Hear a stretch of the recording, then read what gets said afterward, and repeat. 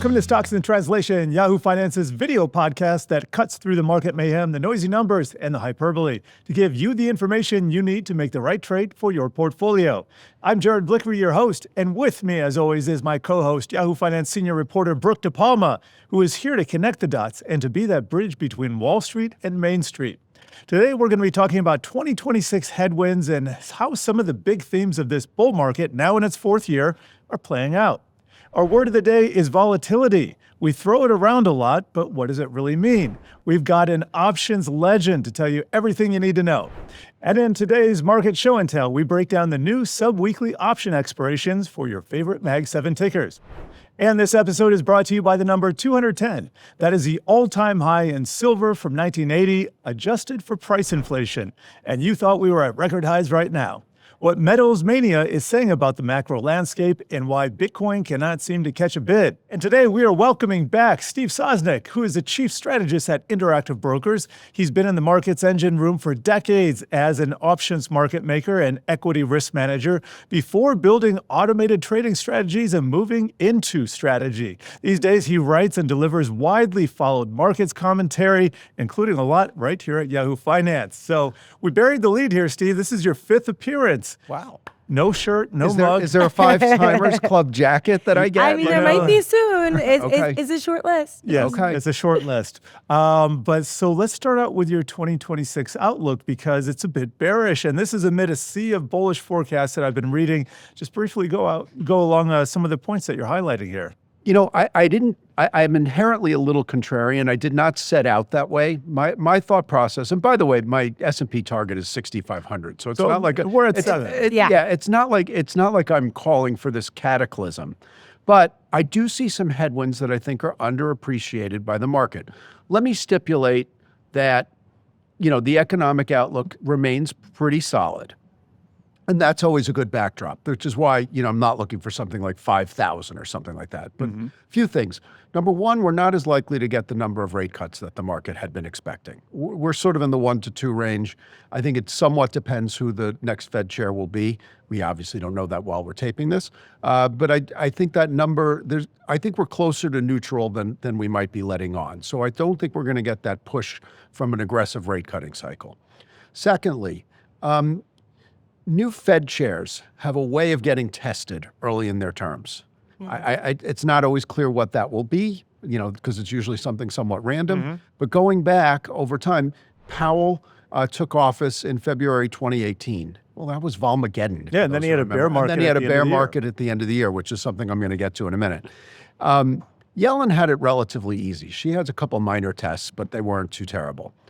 Before her was Bernanke, who took office in 2006. He had a pretty long runway before the global financial crisis hit him.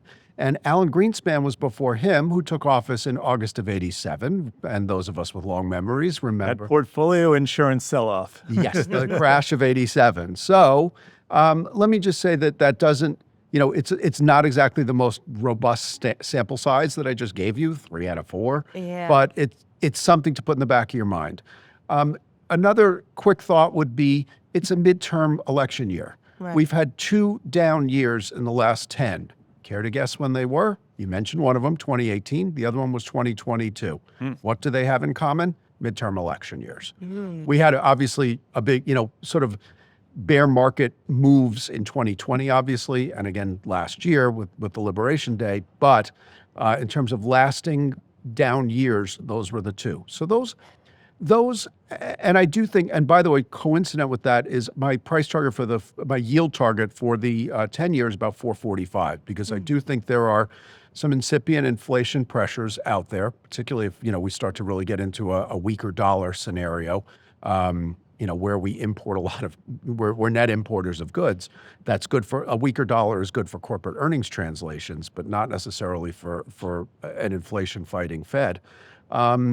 So these are the things that make me cautious. And so I don't want to be perceived as like this Uber bear. No. rabid bear. This isn't Twitter or This X But here. there's some things going on in the background. And Steve, I do want to get to, because all of these things are leading to our keyword of the day, and that is volatility. And here's the simple version. It's not up or down. It's how wild are the swings. And there are two ways to talk about it. First, there's realized volatility. That's history, like we were just discussing.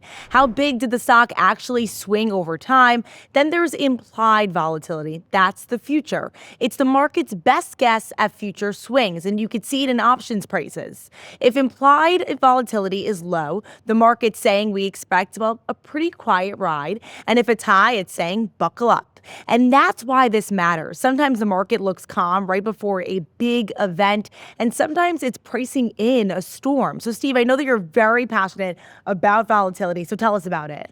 Yeah, you hit upon the characteristics very, very well, Brooke. I think, we talk about, a lot of times we talk about the past volatility as historical volatility. I sort of like to break it into three ways. The historical volatility is what we saw. The implied volatility is, as you mentioned, what's predicted.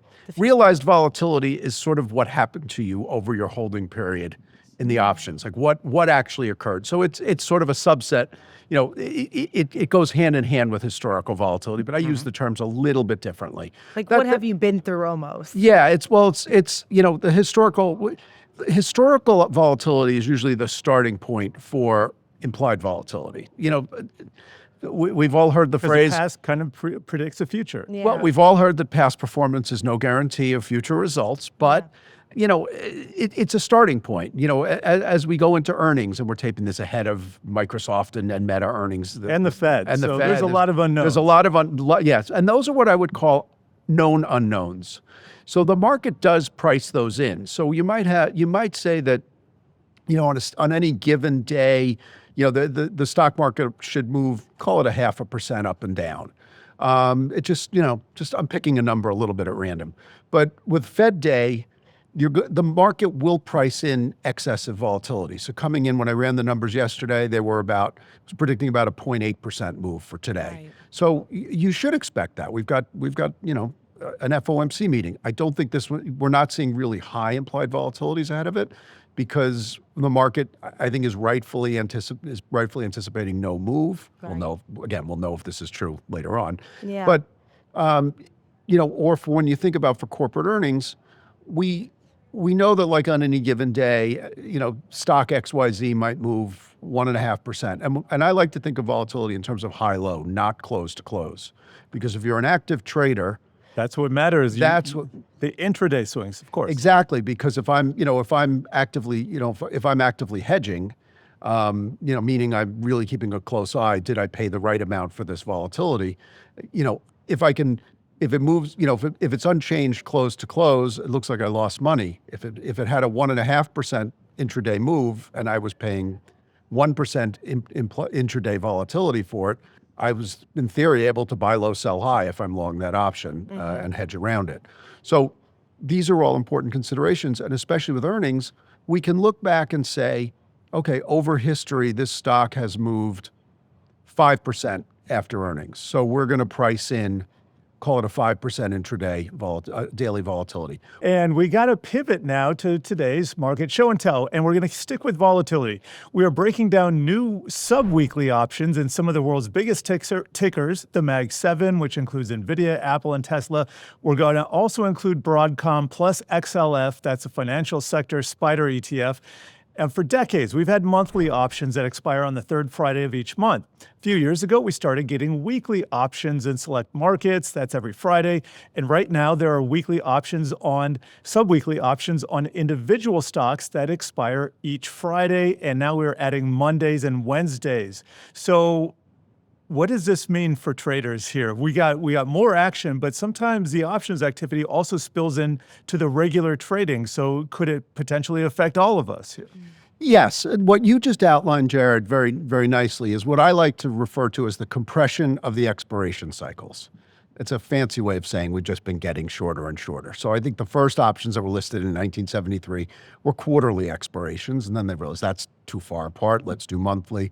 I believe weeklies came on the scene in 2005, I believe.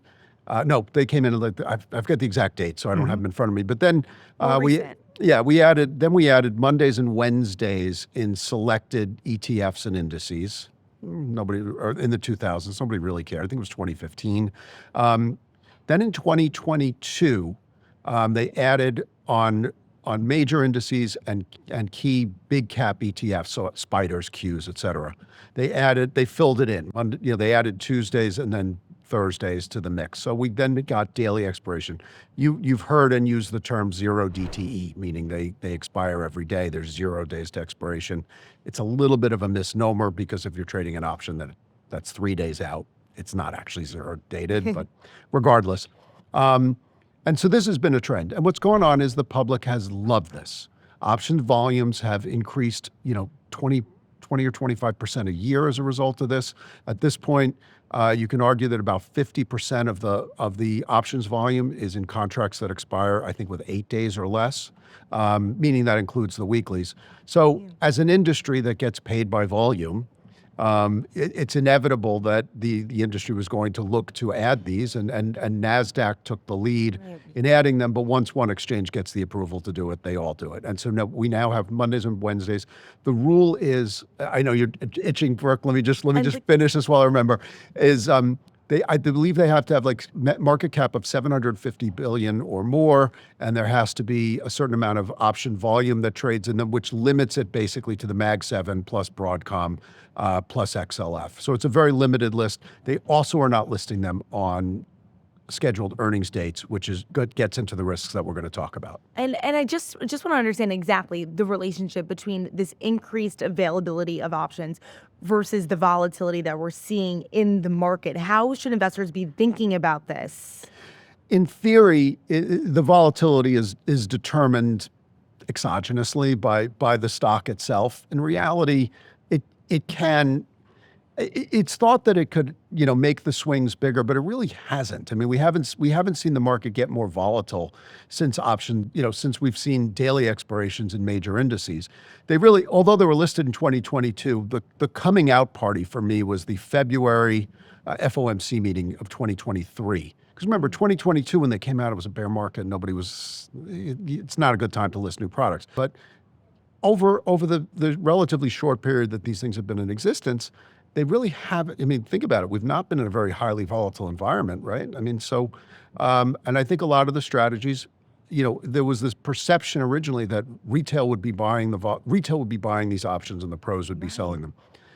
Retail's got a lot smarter, and they understand that very short-term options have the lowest prices, which I think was originally, because they have the shortest time to expiration.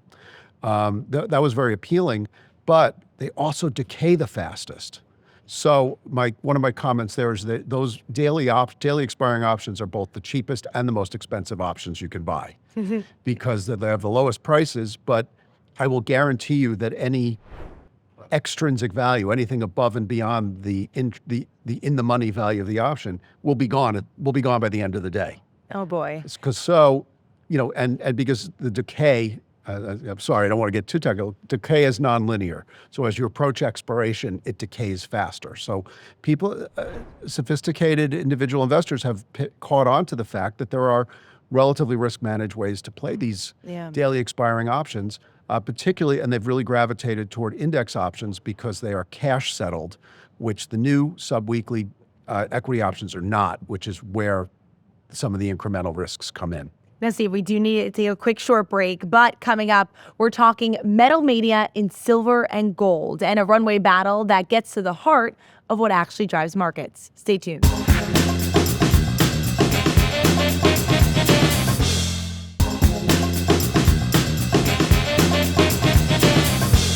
This episode is brought to you by the number 210. That's the record high in silver going back to 1980 when the Hunt brothers famously cornered the silver market. But wait, you say, isn't silver trading at a record right now, just north of $110? Well, we're adjusting for price inflation, which can oftentimes give you the upside target in a fast-moving market when it seems like the market has never traded at these levels before. And here's how we got to the 210 price level. We started with $50.35 intraday high that silver hit in January 1980.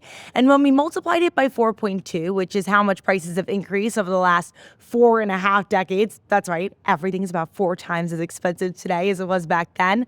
So Steve, when you think about it, the run-up that we've seen in silver and we've seen in gold for that matter, what do you make of all of it when you compare it to what we previously have seen record highs hit?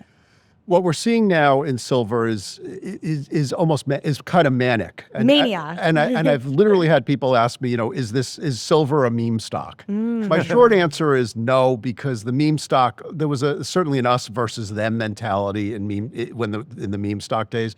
But what we've seen is aggressive traders become very willing to not only buy dips, but to chase rallies. And this has been one hell of a rally. The problem is, Jared, is parabolic moves of the type we're seeing in silver are incredibly unstable. And that's the part that makes it very difficult to pick tops and bottoms, because you can go up 7% one day and then you could find that you're down 15% the next. And now what do you make of the run-up that we also saw in Bitcoin now falling behind those highs that we saw in the fall? What do you make of that run-up? Bitcoin is now for normies. And so what happened was in the run-up to the election and post-election, it was understandably a move into crypto, because that was the administration signaling that this was going to be a crypto-friendly administration. This was understandable. Around the same time, it became very easy for normies to invest in crypto, via ETFs and other means, which were, before you pretty much had to be really crypto dedicated to get into it. Then it became very easy. Yeah. The problem is, it hit me late last year when I spoke at a crypto conference in Connecticut, smallish conference. And what happened was I looked around the room and I realized I thought I was going to be the oldest guy in the room, and I'm not. I'm around. There's a lot of other people my age, and I realized these are people who were in crypto because it was hot. They were not your original crypto natives. And what it also meant, though, was when crypto stopped performing, it was very easy for them to move into other non-dollar decorrelating type of assets like silver and gold. And so I think a lot of the luster of crypto moved into more historic hedges. Interestingly, while Bitcoin has really underperformed gold over the last year, if you took the 2-year period from the end of 23 to the end of 25, the performance between gold and Bitcoin was almost identical. Gold has since taken off as the year began. Dramatically. But, yeah. All about the time periods, though, as usual. Yeah. Now we've got a markets take on a classic Hollywood Gab Show staple. We call it Who Wore It Better. And today we're asking a simple market question. Do investors keep paying for the story, or do they start paying only for the receipts? Narrative is a promise, and the theme. Numbers are the earnings and the proof. So narratives versus numbers. On the left catwalk, we got narrative. This look is pure future talk, a dramatic statement cape, mirror shine sunglasses, and big, bold look at me energy. It's a trade that runs on story before the results show up. And on the other catwalk, we got numbers, clean tailored and quietly tough, a perfectly tailored suit, matte fabric and sharp lines, no flash, just earnings, margin, guidance, and show me. So Steve, when you look at 2026, and this is a key question, which investing focus comes out ahead at the end of the year? Is it going to be the narrative or the numbers? Well, I'm going to do my best Derek Zoolander, fashion impersonation here. The way I look at it is, an EPS beat is a necessary but not a sufficient condition for a post-earnings rally. The reason being, it is looking a little bit backwards. It tells you the recent past and to a certain extent the present. Investing is looking forward. And so this is why you see it. We've seen it countless times. And, again, we're ahead of some big earnings, but we're in the midst of earnings season. The stocks are reacting much more, not to what they say about the prior quarter, but about what they say in future quarters. What their guidance is? Guidance is key. Good guidance is the necessary condition. That's kind of a narrative more than numbers a lot of times. Absolutely. All right. So, yeah. And so when you think about it, what you should be hearing for, should investors solely be focused on that key word, what their guidance is, and how maybe it compares to the street's expectations? It's more important. I mean, you can't just throw away, the EPS. I look at a company like Intel, which is sort of the poster child for crazy expectations into earnings and then a debacle afterwards. They missed, they ran up, 10, 15% ahead of earnings for no apparent reason.